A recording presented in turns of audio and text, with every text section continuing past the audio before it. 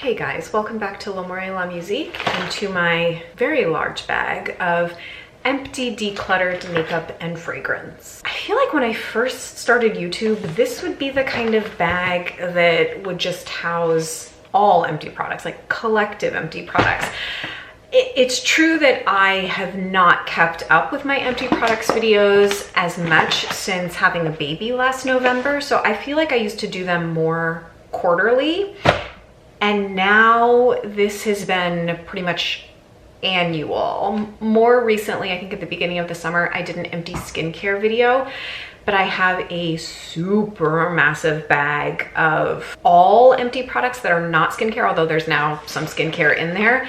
And then I pulled all of the empty makeup, as well as doing a pretty comprehensive makeup declutter. I wish there were another word for that. I don't know, just like sounds kind of a makeup declutter. I don't know. I like to very regularly go through my makeup bags and edit and put things to the side that I know I'm not going to use and keep things as streamlined as I possibly can, given the fact that I review beauty products, which means I have more than the average person, I guess. I'm now coming to you from the future of already having recorded the video. I hadn't filmed the intro, and what ended up happening, probably as no surprise, is that I spent 20 plus minutes just on the empty makeup and didn't even touch the decluttered makeup and fragrance. So it's going to be two videos. The video that you're seeing today is just empty makeup. Next week you will see the decluttered makeup and fragrance, which is another 20 plus minutes. So I just think that that's maybe better than one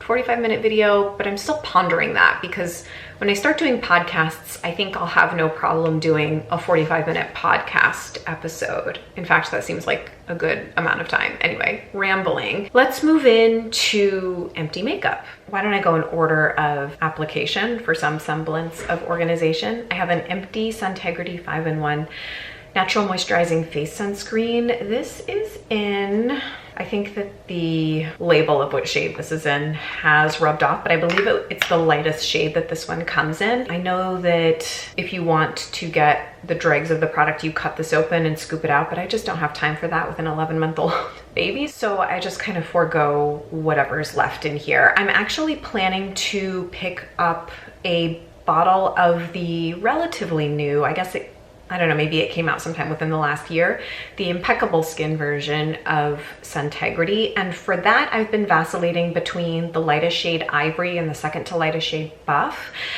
And I think I'm gonna go with Buff, although Suntegrity products have a tendency to sort of oxidize on my skin, especially over time. I find that the product has a tendency to oxidize, so I like to go a shade lighter than normal. But yeah, I'll report back on Impeccable Skin, but the standard Suntegrity 5-in-1 tinted is a go-to for me, and I'll continue to repurchase it forever and ever. Okay, I have two, pretty empty. You can still see product in there, but you can also probably see quite a bit of bare tube. These are both the Becca Aqua Luminous Perfecting Concealer in the shade Light. Previous to finding the Ilia True Skin Serum Foundation and Concealer, this was kind of my go-to concealer. I prefer the Ilia slightly. It's a little bit better coverage and slightly better at color correcting, but this gives a bit of a dewier finish under the eyes. So if you have dry under eyes and want a little bit of a lighter, kind of more natural looking concealer, like this doesn't look cakey at all. So I think it's a really good option, but I also really like the Ilia if you want something with a little bit more coverage. Okay, I have, I guess, two brow products here. I'm so glad I got organized before I sat down to do this. It's gonna expedite us. Okay, I have an empty Juice Beauty brow gel. Is this the first time I'm talking about this with you guys? It could be. So I'm gonna do a disappointing products video quite soon because I have a full bag of that stuff ready to go, and I was looking through it yesterday and I saw several Glossier boy brows in there, which I thought I had completely cleared out, but apparently I still had some kicking around. This is quite similar, at least in the applicator, to Glossier Boy Brow, which is I think why I like it. I like a really small brow brush. I'm also currently using the Well People Expressionist brow gel that I don't like quite as much as this. Here's the thing, this is one of those products that I really like, even though it's not quite a perfect product. I have it in the darkest shade, which I think is maybe black. So every day I comb this through my brows. I have another one already and I'll continue to repurchase it. So that tells you that I like it. And then I go in with either the Anastasia brow definer, this is an empty one, or the Brow Wiz, which is the smaller one, to kind of draw a little bit more of an arch and fill in. So the thing with this, even though it is my favorite brow gel product currently, it dries out very, very quickly and there's not a lot of product that gets deposited, but for some reason I still really like it. It's basically boy brow without the clumpy product and without the flaking of the eyebrows that I think tends to happen over time with Glossier Boy Brow because of some ingredient that's in there. That's why I stopped using Glossier Boy Brow, even though I had loved it for years. So this is a good option, but be forewarned, like it's very dry. There doesn't seem like there's a lot of product in there, but it's still really good to me. Anastasia, I continue to repurchase, although I've noticed quite a proliferation in the eco-organic makeup space of products that are really similar to this. I think Eco Brow came out with, in this particular kind of brow product, one that has like a chunkier angular tip. There's a Japanese brow pencil that I think is a little bit more like the Brow Wiz with a very, very fine tip that you can get on the detox market. I forget the name of it. Sappho may have come out with a brow product like this. Anyway, if you Google brow products on the online eco boutiques, you'll see a lot of versions of this. So I might try, once I run out, I have another one of these going in my makeup bag, but once I run out of the Anastasia version, I might try some of the eco versions. Okay, eyeliners. I have 2 boxes of the Surratt Autographique eyeliner refills. Here's a quick little ditty about the Surratt Autographique. This is the liquid liner I've been using for years and years. Prior to this, I was using Zuzu Luxe. Eco brands have these too, though not exactly comparable to Surratt. Like Juice Beauty has a liquid liner, Well People has a liquid liner. I think Ilia just came out actually with a product that looks much more comparable to the Surratt, like a calligraphy pen. So that's what I'm wearing today. Every time I'm wearing liquid liner, I'm pretty much always wearing Surratt. I got the bright idea that because I had my, like the housing that you buy, so you buy the initial pen, which comes with a cartridge, and then you just buy these refill cartridges. I've had my original for like 3+ years at this point, maybe 4. I got the bright idea that maybe I wanted to wash the brush because, you know, it touches your eyes every day, and I guess I just kind of thought it was worth a go. Turns out I think I completely damaged the brush by doing that. So I tried to wash it out completely. Tons and tons of the ink was like pouring out. The brush tip did get kind of clean. Anyway, I put a fresh cartridge in and I've let it sit upside down. I've tried to like get it to draw on my hands, and it's just kind of never been the same. It doesn't come out quite as inky and it's not as seamless. So unfortunately, I think I ruined it, and I'm gonna have to pick up a new one probably in the November Sephora VIB sale. So word of warning, just don't try and wash them. I'm not sure why I thought that was a good idea. I should have just replaced the whole thing. So yeah, still a great product. Okay, I have another eyeliner. It's a pencil, the Trish McAvoy gel eyeliner. So the nib part, like the actual pencil part, completely fell out. This was probably the 3rd one. I have another one going. I continue to repurchase this. It's what I use to tightline the upper lash line exclusively. That's pretty much the only thing I use it for. I guess if I wanted to do a smudgy, dark, smoky eye, I would use this starting as a base layer to smudge on the lids. These are really good. Never found anything comparable in Eco Beauty that has this creaminess and pigment and lasting power on the waterline. So it's a really, really good option. I also think it's quite good on sensitive eyes. I've heard people with sensitive eyes like this one. Now I have a ton of mascaras. Actually, I have 2 other face products that I bypassed inadvertently. So this is just a little sample of the RMS Beauty Living Luminizer, which I like. I have a little bit of this in one of the RMS Beauty palettes. I think it's called the Mod palette, that came or is still available in the Detox Market Best of Green Beauty 2019 box. There's a little bit of Living Luminizer, or there's like a little square of Living Luminizer in that palette. So I like this. It's a very OG, iconic cream highlight in Eco Beauty. Good option if your skin does well with coconut oil and you don't mind problematic marketing from a brand. This is old. If I hadn't finished it, which I did completely, I mean, I didn't dig in and get every last bit, but it can't twist up anymore. If I hadn't finished it, it obviously would have been time to throw this away. It is old, vintage, heritage, legacy packaging of the Well People Bio Bronzer Stick. I'm really, really bummed that they changed the formulation of this. I have since tried the reformulation, and Well People products obviously don't look like this anymore. They're in gray packaging, like everything kind of looks like this. I have tried the reformulation of the bronzer, and the undertone is not the same. It has a little bit of a pink, red, warmish undertone, at least on me.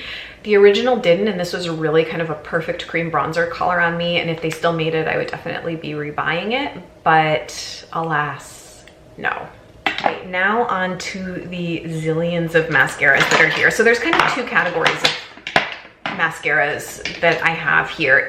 Truly empty mascaras, which are these, and then these were all used to some extent. It's a lot of mascara. These were all used to some extent, and some of them could or might potentially still go in the disappointing products video, but I'll mention them quickly here just for your information. So the truly empty ones are two Tarte Lights Camera lashes. You can actually see how the packaging of this changed, as if it were possible for it to become even more tacky and gaudy looking, at least for those of us that are not in our 20s anymore. It did. It used to look like this. It was just a purple snakeskin, kind of heinous, but whatever. And now it's become purple holographic glitter. So obviously I continue to use it because I like the product. It's kind of the best. Of the zillions of mascaras I've tried over the years, I continue to come back to this one. I always have one in my makeup bag. I just really like the brush on my lashes. The formula does really good, doesn't transfer. If it came in elegant packaging, it would be a perfect product, but unfortunately the packaging is a big ding. I just kind of try to ignore it. I also have two empty Fit Glow mascaras here. I like this. It's a little, I actually like it quite a, whoa. Look what happened to that. I guess the brush gets sort of mangled over time. Honestly, overpriced for what it is. I think this retails for somewhere between $42 and like $48. It's expensive. Fit Glow makeup is expensive, so this one is more, I guess, what it looks like. No idea why the other one did that. It's kind of a pine cone shape, which is sort of difficult to work with, I think. But this is a very kind of like chunky, volumizing formula. It's sort of difficult to build. But you can get very sort of chunky, borderline spidery looking lashes, which I personally really like. I think it's very good at volumizing, but I would actually say if you want an eco brand mascara that's volumizing, the new Well People Volumizing Mascara is really quite good. Again, I talked about it in my most recent Detox Market unboxing review of that Best of Beauty box, because there's a tube of that in that box. I think it's really good. It doesn't transfer on me. The Fit Glow doesn't transfer on me. Obviously, mascara is super individual and it just depends on your chemistry. A lot of it depends on your skincare and the oiliness of your eye area. So take what I say with a grain of salt, obviously. One that does transfer on me, but I had liked for a long time, is the Too Faced Better Than Sex mascara. I just had a little sample of this. So I don't use this anymore because of the transferring issue, but this is the kind of brush I like, and it is a very volumizing formula. So I like a very fluttery, chunky, full, spidery looking lash. Tempted to try the Care Wise Volumizing Mascara, though I know it's not going to give me quite the drama that I like. I think it could be another good one to test. Okay, now moving on to these three small ones here. Well, the Well People mascara of the original, like the lengthening one. A lot of people like this. It does absolutely nothing for my lashes. It makes them look thin and anemic. So it's not for me, but I must have tried this. Now when I get tubes of this, I just put it immediately in my giveaway pile. I've tried for years to get it to work and it doesn't, but thankfully the new volumizing one is better suited for my preferences. This is Marc Jacobs, don't know, Velvet Noir Major Volume Mascara in Noir. Totally overhyped. I personally think Marc Jacobs makeup is like, I don't really get the appeal. personally. This is the Smashbox Superfan Fanned Out Mascara. Again, I think this was yeah, it's a rubber bristle brush. These just pretty much across the board like don't work for me. And I think that the volumizing formula of the K.R. Weiss mascara is a rubberized brush.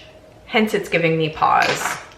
Okay, then these are two eco brands, neither of which unfortunately worked for me. The Sappho New Paradigm Vegan Mascara in black. Again, rubber bristle brush, but kind of an interesting shape.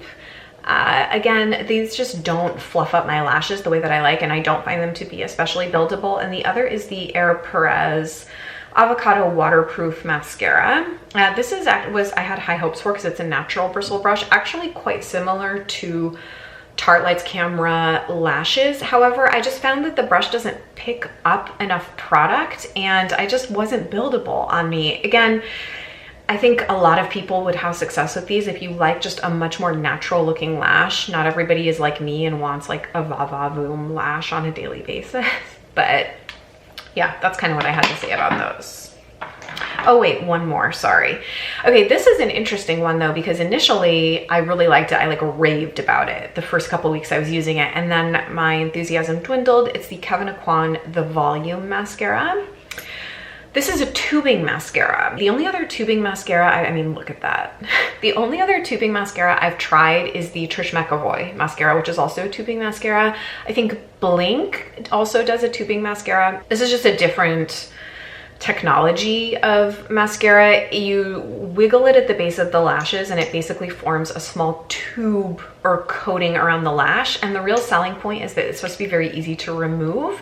They just kind of like come off as a tube when you try and take it off at the end of the day with like an oil or an eye makeup remover. At first, I actually thought that this gave a really nice effect to my lashes. And then over time, like it takes a little bit longer, which time is not something that I have, or I feel like many people have really. Yeah, I reverted to my regular natural bristle brush volumizing mascaras this is not buildable. Tubing mascara is not really that buildable. It's kind of like one and done. I was doing this thing where I was sort of comboing a volumizing mascara with this, like getting this really at the base and then fluffing out the tips with this, but it was like too much work, honestly. So that is my dissertation on mascara. I feel like most of this video has now been mascara. Let's move on. Several lip products. I have a pretty much used up, yeah, again, this is what happens at the end of pencils, is that the nib of color just ends up falling out. This is Red Apple Lipstick Lip Liner in Natural. I have another one of these going. I think it's a nice option. No one talks about Red Apple lipstick anymore. They definitely were talked about a lot on YouTube, and now no one ever really talks about them, I guess because the space has just expanded. It's just difficult for me to find colors that I like on my skin, and this is a very, very good neutral rosy pink with a little bit of brown to ground it, which is something that I need in any neutral lip color. So I like this. I'm also currently using the Kevyn Aucoin lip pencil in Minimal, which I like and has a little bit better lasting power than this. I do find that when I use this, yeah, the lasting power is just not bulletproof, nor would I necessarily expect it to be, but for an everyday, it's quite good. This is I mean, you know, not fully empty, but like very, very well used Fit Glow lip serum in Nudie. It's also probably 3 years old at this point. Love this. I would consider buying another one of these, although again, I think these are really quite overpriced for what they are. But this is a very, very pigmented, it's a hybrid between a gloss and like a cream lipstick. It's that kind of opaque on the lips.